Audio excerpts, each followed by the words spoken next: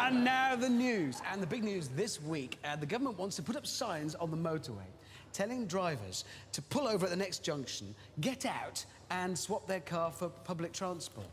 Which is kind of puzzling, because why would you, when you're in a car already, want to stop and then get on a train? I don't... It's like going to the cinema and then putting a sign on the screen saying, have you thought about reading a book? Yes, it's too late. You've made up your mind. I'm in the cinema. What are the signs going to say? Don't need to be on time or anywhere near where you actually want to go. The railway station is next left.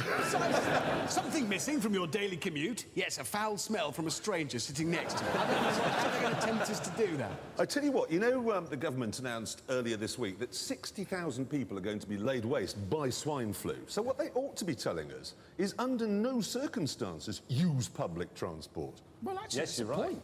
Funny thing is, OK, swine flu's getting a bad press. Well... Have you noticed that? I mean, no, it is.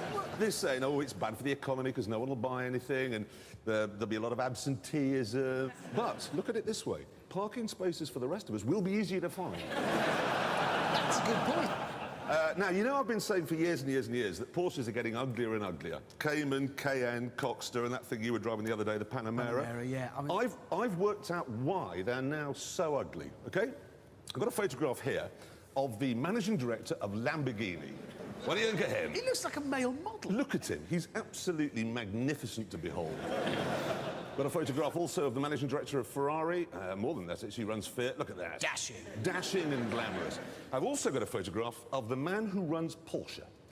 Here he is. And if he likes that moustache, which he does, because he's grown it on his own face, that would explain why he looked at the Panamera and went, yes, that's a good-looking car, we should make that.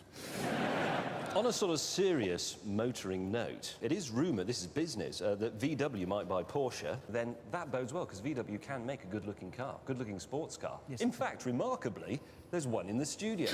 It's over there. It's the VW Blue Sport. Now, that's mid-engined. It's got a 2-litre diesel engine in it to start with. They'll put some petrol in later. Yeah, there's a 60% chance they'll make it.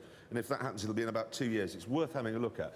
And the great thing about that is you look at it, you go, it's not very practical, it's got a diesel engine, you know, all of those things, but it's incredibly beautiful. Yeah. And as a result, I would like to buy one.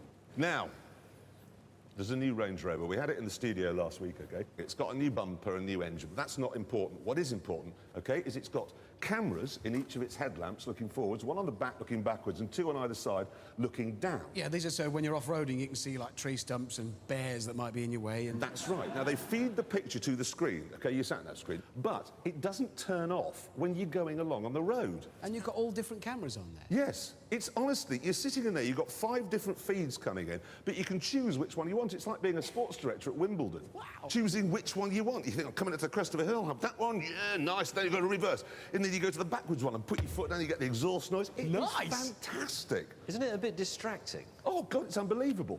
You know, you're not allowed to talk on a mobile phone these days, but nowadays you can direct Ben-Hur while you're going along. It's just, and I haven't even got to the best bit, OK, because got into London the other day, going up Holland Park, very pretty girl in the car behind, yeah? Very pretty, switched to rear camera. And then I found you can zoom in on parts of the girl in the car behind. So it's got electromatic. It's curved vision. And the traffic lights are going red, green, red, green. It was just fantastic. Now, last week, a piano was accidentally dropped on a Morris Marina as we were filming it. Yeah, now, last time this happened, the Morris Marina Owners Club, which is like the provisional wing of the Morris men, were absolutely furious. They went berserk. Yeah, they were. Actually, there's been a lot of internet activity on the Morris chat room. I'm going to send an email to the BBC, and I don't care if they don't read it. Now, that's what they said last time, OK? This time, getting worse. They said they're going to get physical. I'm quoting now. One of them says, and I'm not making this up, if I see Jeremy Clarkson in the street, I will poo into my hand and throw it at him. What, they'll poo into their own Yes. What a stupid way of getting someone. It's like an assassin lining up on the target and shooting them through his own head. Bang! It's revolting.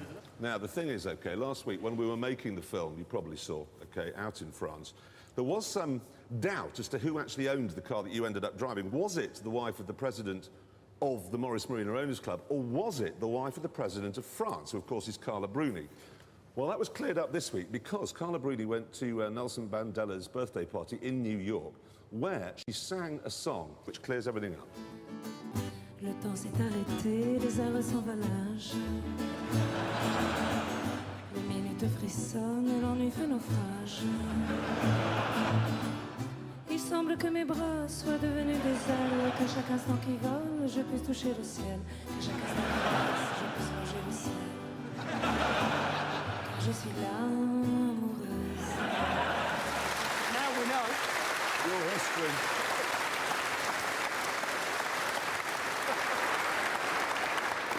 Now, we are constantly being told, mostly by people who wear slacks, that classic cars are more fun than modern ones.